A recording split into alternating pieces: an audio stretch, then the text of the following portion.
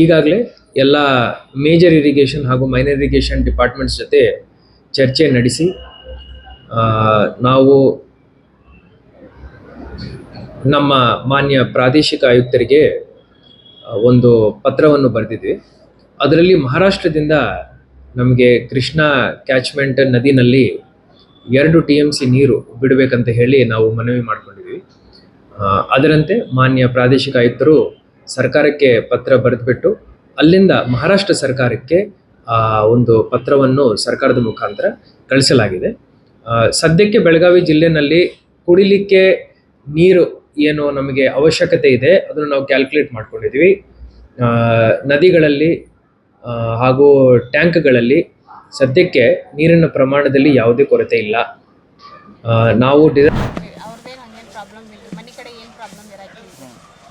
ನಡಕ್ಕೆ ಒಂದಿನ ಡ್ಯೂಟಿ ಮೇಲೆ ಇಳಿದು ಹೋಗಿದ್ರಿ, ಬ್ಯಾಕ್ ಪೇನ್ ಐತೆ ಅಂತೇಳಿ. ಆಮೇಲೆ ಡ್ಯೂಟಿಗೆ ಬಂದಿಲ್ಲರಿ ಅವರು, ಒಂದು 15 ದಿವಸ ಡ್ಯೂಟಿಗೆ ಬಂದಿಲ್ಲರಿ. ಮತ್ತು ಟ್ರೀಟ್ಮೆಂಟ್ ಅದು ತೊಗೊಳತ್ತೀನಿ ಅಂತಂದ್ರಿ, 1 ವಾರ ಟ್ರೀಟ್ಮೆಂಟ್ ಐತಿ ಅಂದ್ರಿ. ಸ್ವಲ್ಪ ಮೊದಲು ಎಕ್ಸ್ರೇ ಅದು ಮಾಡಿಸಿ ನೋಡೋಣ ಏನಾಗಿದೆ ಪ್ರಾಬ್ಲಮ್ ಗೊತ್ತಾಕೈತೆ ಅಂತ ಹೇಳಿದ್ದೆ ರೀ.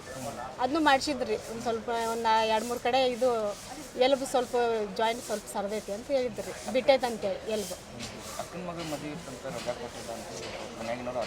ಇಲ್ಲ, ಅದ್ರದ್ದು ರಜಾದ ಸಂಬಂಧ ಅಲ್ರಿ ಅದು. ಇದು ಅವ್ಗೆ ಆರಾಮಾಗಿ ಇರಾಕಿಲ್ರಿ. ಅವ್ಗೆ ಈಗ 20 ದಿವಸ ಆಯ್ತು ನಾವು ಇಳಿದು ಹೋಗಿದ್ರಿ. ನನ್ನ ಜೊತೆನೇ ಡ್ಯೂಟಿ ಮಾಡುವಾಗ ಇಳಿದು ಹೋಗಿದ್ರಿ, ಬ್ಯಾಕ್ ಪೇನ್ ಅಂತ ಹೇಳ್ರಿ. ಒಂದು 4 ಟ್ರಿಪ್ ಮಾಡಿ ಇಳಿದು ಹೋಗಿದ್ರಿ. ಅದು ಆಮೇಲೆ ರಜಾ ಹಾಕಿದ್ರಿ, ಅದು 4 ರೆಕಮೆಂಡ್ ಮಾಡಿದ್ರು.